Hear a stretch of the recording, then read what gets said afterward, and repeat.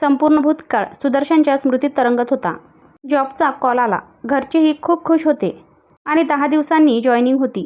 त्यामुळे घरच्यांनी देवदर्शन आणि फिरण्याचा प्लॅन केला. आणि महाबळेश्वरहून येताना रात्री बहुतेक ड्रायव्हरचा डोळा लागल्याने कारचा ॲक्सिडेंट झाला आणि सगळ्या फॅमिलीमध्ये फक्त एकटा सुदर्शन वाचला. त्या दिवशीचा तो अपघात आता संपूर्ण आयुष्य अंधारमय. किती स्वप्न बघितली होती, जीव द्यावासा वाटायचा आणि मग ती त्याच्या आयुष्यात आली. एका NGOमध्ये. घरी भरपूर, पण भरलं घर असं एकाकी खाली झाल्याने त्याला ते खायला उठायचं. म्हणून तो एका आनंद नावाच्या NGOमध्ये आला. अनुजा त्याच्या आयुष्यात आली आणि त्याचे आयुष्यच पालटले. सुरुवातीला तो नेहमी उदास राहायचा, पण तिच्या समजावण्यामुळे तो बोलायला लागला. त्याची काळजी घेतली, वेळेवर औषध वगैरे देणं सगळं करायची. तोही तिची एनर्जी बघून आनंदी राहायला शिकला. ती नेहमी म्हणायची, अरे तू आजवर हे जग बघितले आहेस, तू कल्पना तरी करू शकतोस, पुन्हा बघू शकतो. जे जन्मापासून आंधळे आहेत, कधीच बरे होऊ शकत नाही, त्यांचा विचार कर. आणि तुझे आईबाबा जिथे कुठे असतील ते तुला बघत असतील तर त्यांना आवडेल का तुझं असं निगेटिव्ह विचार करणं? आणि तू नक्की बरा होशील, मला खात्री आहे. ती बोलत असताना त्याला मात्र ऐकतच राहावं वाटायचं. विचारांच्या घुडक्यातून बाहेर पडत, हातातल्या काठीने चाच पडत सुदर्शन अनुजाकडे आला. अनु, हां बोल ना सुदर्शन. तुला माहीत आहे, आरती मॅडमला कॉल आलेला हॉस्पिटलमधून की माझ्यासाठी डोळ्यांची व्यवस्था केली आहे. फक्त ऑपरेशनचा खर्च येईल. 3 दिवसांनी ॲडमिट व्हायला सांगितलं आहे. त्याचा उत्साह अगदी ओसंडून वाहत होता. तिला ऐकून खूप आनंद झाला. त्याने रघुला मिठाई आणायला सांगितलं. काय रे, आज चक्क स्वीट? ऑपरेशन व्यवस्थित होऊ दे, मग आधी देवाला देऊ, मग भरपूर खाऊ. अनुजा, अरे तूच तर शिकवलंय, ऑपरेशन नक्की यशस्वी होणार आणि 10-15 दिवसात मी हे जग पुन्हा पाहणार. सुदर्शन अगदी उत्स्फूर्तपणे बोलत होता. काय सांगतोस काय? अरे वा, अभिनंदन सुदर्शन, मला केवढा आनंद झाला आहे. मी कसं? आणि अनुजाचा कंठ दाटून आला. तिला खूप आनंद झाला होता. अनु, थँक्यू. माझी तर जगण्याची इच्छाच मेली होती, पण तूच आयुष्यावर पुन्हा प्रेम करणे शिकवले. अनु, तुझ्याजवळ आलो की पॉझिटिव्ह वेव्ज येतात. तू कशी नेहमी उत्साही. तू टीचर आहे का मनोवैज्ञानिक? सुदर्शन नॉनस्टॉप बोलत होता. अरे बस बस, किती हे कौतुक. अनुजा त्याला थांबवत म्हणाली. बरं सांग, बरं झाल्यावर सर्वात आधी काय करशील? तुझी फर्स्ट विश. अनुजा, डोळे उघडल्या उघडल्या मला तुला बघायचं आहे आणि तुला घेऊन तुझा हात धरून डोंगरावर जाऊन चिंब भिजायचं आहे. मनात म्हणतो तुला प्रपोज करायचं आहे. तुझा लाजून दिलेला होकार बघायचा आहे. तुझ्या चेहऱ्यावरचा आनंद बघायचा आहे.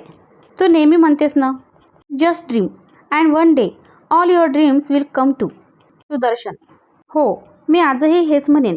माणसाने कधी आशा सोडू नये. You never no. एक दीर्घ श्वास घेत आणि तिच्या हातातल्या कुबड्या बघून म्हणाली.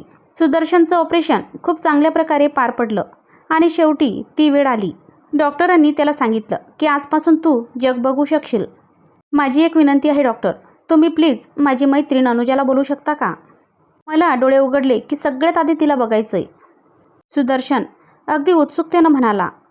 नक्कीच. डॉक्टरांनी त्याला प्रेमानं आश्वासन दिलं. डॉक्टरांनी आरती मॅडमना इन्फॉर्म केलं की सुदर्शन सगळ्यात आधी डोळे अनुजा कुणी मुलगी आहे त्याची मैत्रीण तिला बघू इच्छितो. आरती मॅडमना अनुजा आणि सुदर्शनमध्ये झालेली 2-3 महिन्यातील जवळीकतेबद्दल पूर्ण कल्पना होती. आरती मॅडमना पेच पडला की अनुजाची ही अवस्था पाहून सुदर्शनच्या ट्रीटमेंटवर काही परिणाम तर होणार नाही ना. शेवटी त्यांनी ही सल अनुजाला बोलून दाखवली. अनुजाने परिस्थिती बघता त्याच्यासमोर जाण्यास नकार दिला. पण कुणाला पाठवावे हाही प्रश्न अनुजा आणि आरती मॅडमला सतावत होता. शेवटी आनंदमधील एक सुंदर स्वयंसेविका प्रांजलची मदत त्यांनी घ्यायची ठरवली. तिला झालेली परिस्थिती सांगितली. तीही तयार झाली. शेवटी सुदर्शनने डोळे उघडले आणि त्यासमोर प्रांजल उभी होती. डॉक्टरांनी आणि प्रांजल, आरती मॅडम सगळ्यांनी त्याचं अभिनंदन केलं. प्रांजलने त्याचं हसतमुखाने स्वागत केलं. सगळे बाहेर निघाल्यानंतर त्याने प्रांजलला अनुजा अशी हाक मारली आणि तिने ऐकलंच नाही. आरती मॅडम लगेच सावध झाल्या. त्याने प्रांजलला खुणावले आणि थांबायला सांगितलं. सुदर्शनला मात्र काहीसं वेगळंच वाटलं, पण त्याने दुर्लक्ष केलं. अनुजाने देवासमोर पेढे ठेवले आणि सगळ्या आश्रमात सगळ्यांना वाटले. ती आज खूप खुश होती, पण का कोण जाणे तिलाही सुदर्शनला भेटण्याची ओढ लागली होती. गेल्या 3 दिवसात त्याला प्रांजलसोबत काहीसं वेगळंच वाटत होतं. कारण जितकं अनुजा त्यासोबत मुक्त वागत होती तितकीशी जाणीव त्याला प्रांजलमध्ये दिसत नव्हती. आज सुदर्शनला डॉक्टर डिस्चार्ज देणार होते, पण त्याने घरी जाण्याऐवजी आनंदमध्ये जाण्याचा निर्णय घेतला. आरती मॅडमने समजावलं की तू आता ठीक आहेस, तुझ्या घरी जाऊ शकतोस. पण ज्यांनी मला आधार दिला आणि माझी सेवा केली त्यांची सेवा करण्याची माझी मनापासून इच्छा आहे. आज माझ्यात जो आत्मविश्वास आहे तो फक्त आनंदमुळेच आहे. माझं जे काही आहे ते मी आनंदला देत आहे आणि आजपासून आनंद हेच माझं घर आहे. शेवटी आरती मॅडमने त्याच्या हट्टापुढे हार मानली आणि त्याला घेऊन आनंदमध्ये आले. सगळेजण त्याच्या स्वागतासाठी तयार होते. सगळ्यांना अनुजाने सांगून ठेवलेलं की तिला प्रांजल आणि प्रांजलला अनुजा म्हणायचं. सुदर्शनला जराही त्रास होऊ द्यायचा नाही. तो गाडीतून उतरताच सगळ्यांनी हसतमुखाने स्वागत केलं आणि त्याने बघता क्षणीच अनुजाचे डोळे आणि स्माईलने त्याच्या मनावर छाप पडली. जे तो इतके दिवस हॉस्पिटलमध्ये अनुजा बनलेल्या प्रांजलच्या डोळ्यात बघायची इच्छा होती त्याचं लक्ष तिच्या हातातील कुबड्यांवर गेलं आणि पुन्हा शांत झाला. सगळे आत आले, त्यासोबत गप्पा मारल्या, त्याचा अनुभव विचारला. दुसऱ्या दिवशी सकाळीच तो अनुजाच्या खोलीकडे त्याची पाऊले नेहमीप्रमाणे वळली आणि तो बरोबर पोहोचला. बघतो तर अनुजा खुर्चीत बसून काहीतरी डायरीत लिहित होती. अरे गुड मॉर्निंग सुदर्शन, तू इथे इतक्या सकाळी? हो, तुला जाब विचारायला आलो होतो की तू त्यावेळी माझ्यासोबत का नाही आलीस. हीच का आपली मैत्री? इतकंच ओळखलंस का तू मला? आल्या आल्या प्रश्नांचा भडीमार ऐकून ती ओशाडली. त्याचे डोळे मात्र पाणावले होते. त्याची ही अवस्था बघून तिलाही भरून आलं. काय बोलावं कळेना. शेवटी आल्या पावलाने तो जाऊ लागला.